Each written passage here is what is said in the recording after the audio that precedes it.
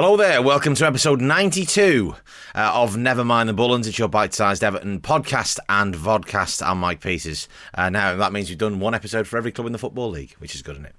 And the Premier League as well. Sorry, I was going back to the old school there when we were all one thing rather than being the Premier League and the Football League. Anyway, I apologise if my voice on this is slightly croaky and I have to do it at a slightly lower register, but that is largely a result of the shenanigans that occurred at Goodison on Thursday night. A lot of radio involved in that this week as well, which means my voice is absolutely ruined, but still, we plough on. It was completely worth it because the sort of the sea change between Sunday and Thursday wasn't that big in actual fact. Because I got a text from a friend of mine at half-time and said, Everton have been absolutely awful this first half. And I said, mate, that's an infinite improvement on Sunday. And he went, really? I went, yes. He's like, So, you know, it was better. Of course it was better. But the crucial thing was the result. The clean sheet is almost irrelevant, really, but obviously it's lovely to get a clean sheet. First one since the Leeds game. I think that's only our second one since November, which says, speaks to sort of one of our major issues. But we rode our luck at times. We took us a long time to get going. A good half an hour before we started to play with any sort of, I wouldn't say fluency. I mean, at no stage did they think we played any fluent football. The only moment of fluency really was the goal.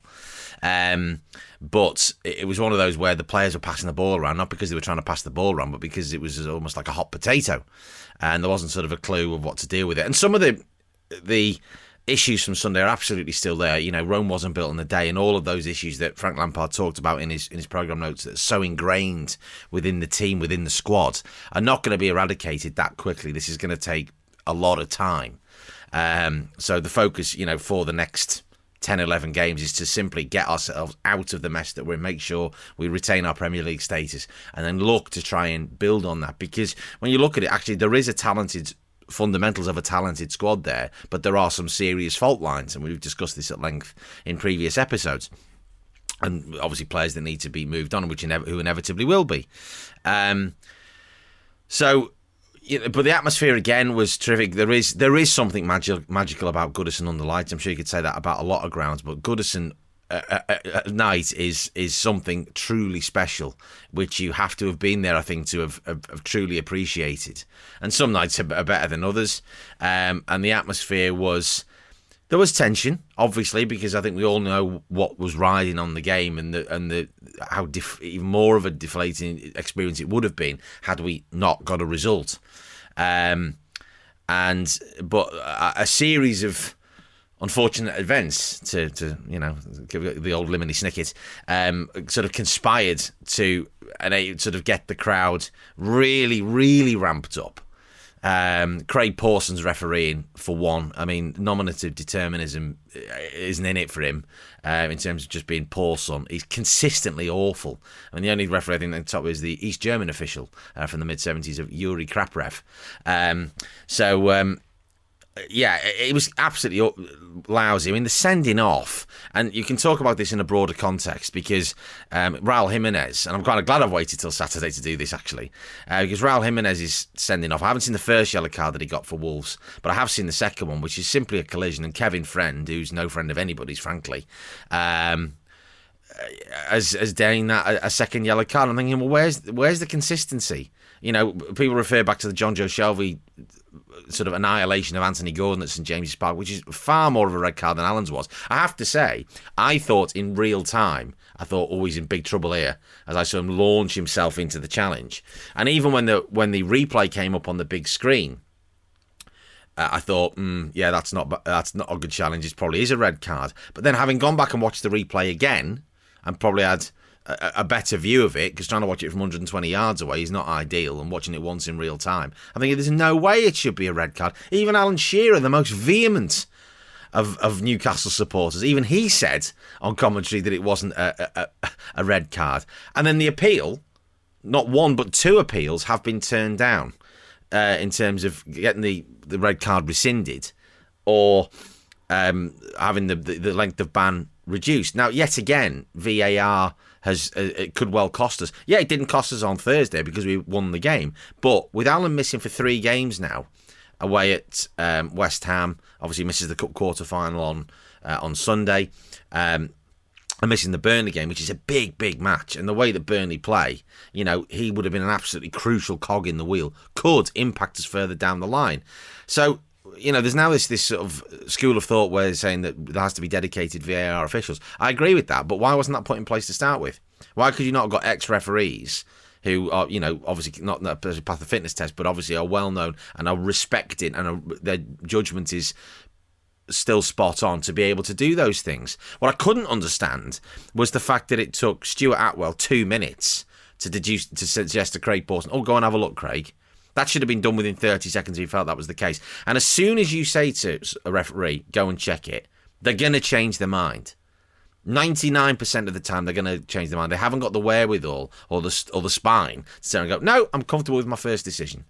Because the footage that they're being shown is almost going to make the challenge look worse. And just actually, maybe I didn't get it right because I only saw it once as it happened. Rather than trusting your judgment going, I was 10 yards away. Yeah, I saw it. I'm comfortable with the decision that I made.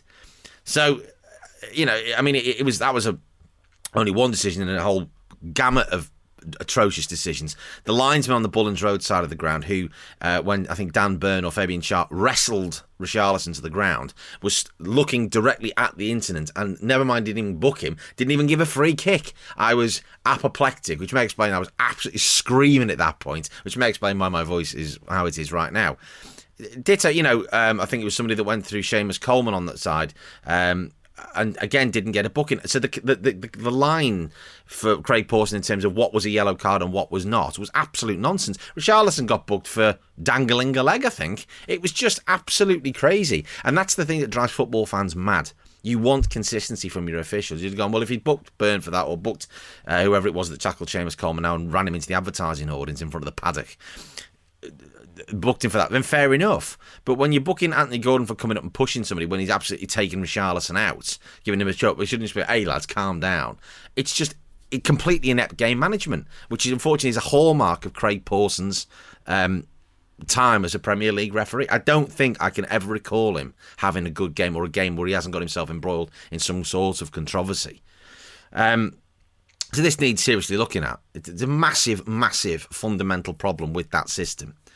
But back to the game itself, and it obviously transpired that before the game that Bill Kenwright and Denise Barrett-Baxendale had gone to Finch Farm with the permission of Frank Lampard, along with Graham Sharp as well, to sort of talk to the players and give them a team talk. And it seemed to obviously have an effect. I think Frank Lampard said in his post-match that getting 25 footballers to sit and listen is not the easiest thing in the world at times, but they apparently did it. And if that had any effect and permeated through and suggested the love of the club, then I think we did see that in evidence. I think Richarlison typified that more than anybody else. He got a buffeting on Thursday night from the Newcastle centre-halves, and we didn't play to strengths. He worked as hard as he ever does, and I loved the passion for the goal. If you've seen the behind the footage from the dugout, and then of course him absolutely herring across the pitch after he limped off to go and celebrate, and then giving it the big one in front of the park end, was just wonderful. It's the type of passion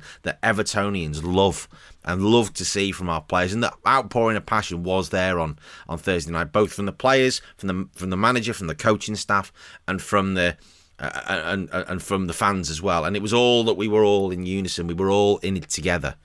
As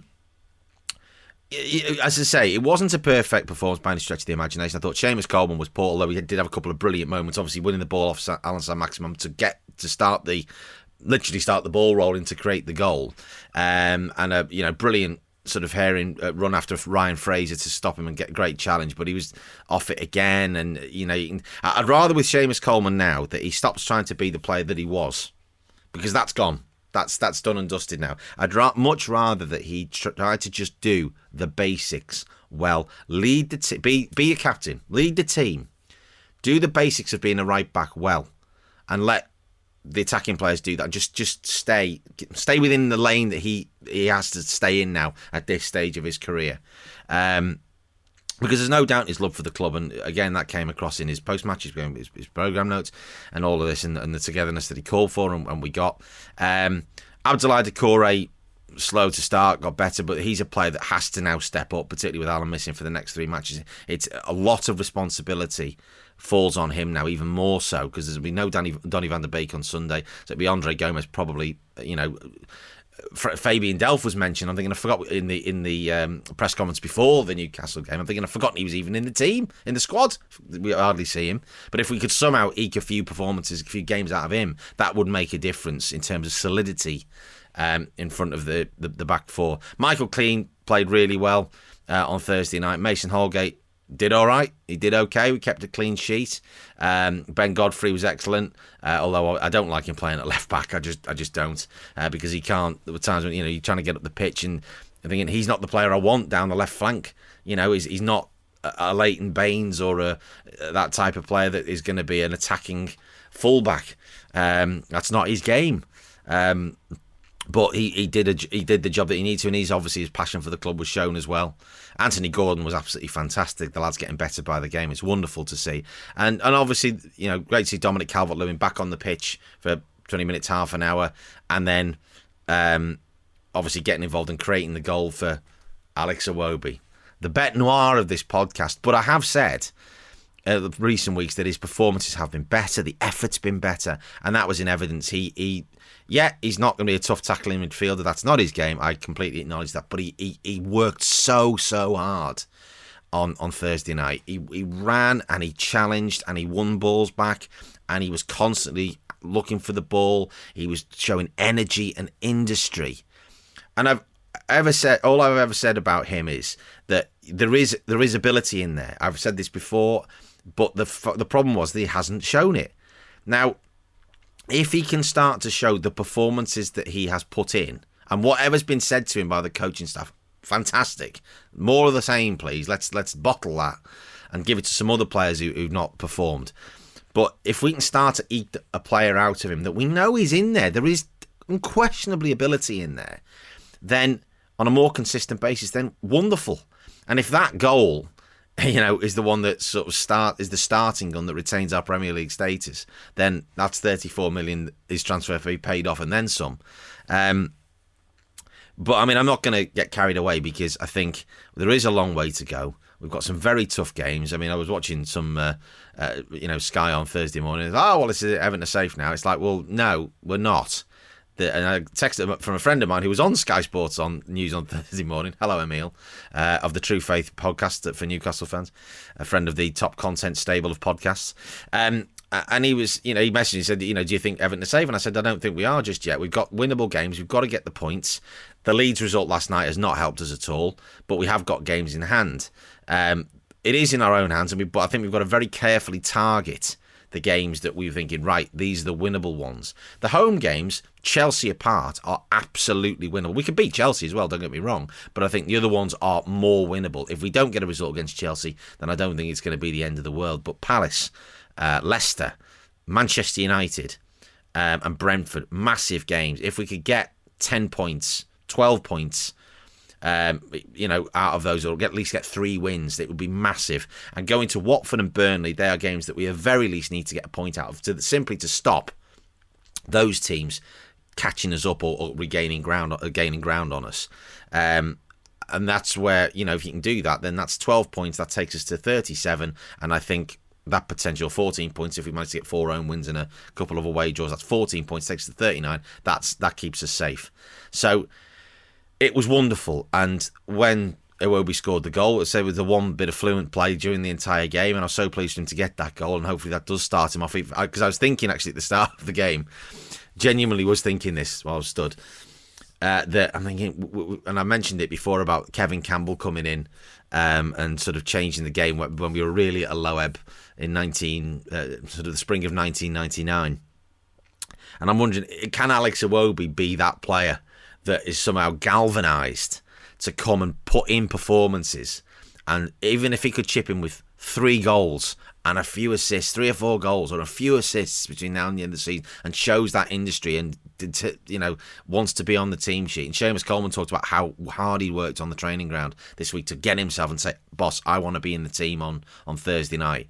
I'm thinking that's what we need to see from all of them. He should be an example on the basis of what's been said and what he's done in the last 4 days for the rest of the players for the rest of the season. And could he be that player that just makes that difference for us and comes up trumps at a point when we need him? Of all the great narratives of Everton history, that one would be an absolute belter. But I think nights like Thursday have to be savoured. The bizarre nature of it, the lad tying himself to the goalpost at the start of the second half. None of us saw him.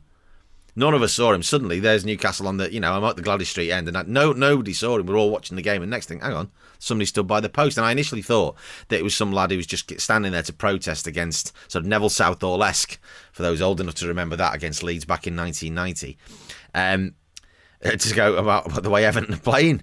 And the next thing you know, there's 10 minutes has gone by, and he's almost garroted himself by tying himself to the goalpost.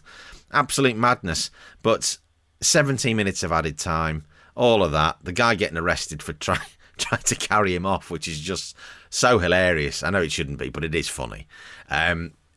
So, my lad with his Stop Oil t-shirt being carried off down in front of the paddock and running the whole gauntlet of abuse that he was getting, both from Everton fans and from the Newcastle fans, I have to say as well, ever delaying the game for that long. Then the other lad being carried off by 4 policemen down in front of the main stand, past the dugout, because he got so exasperated with the fact that the guy wouldn't get off the pitch.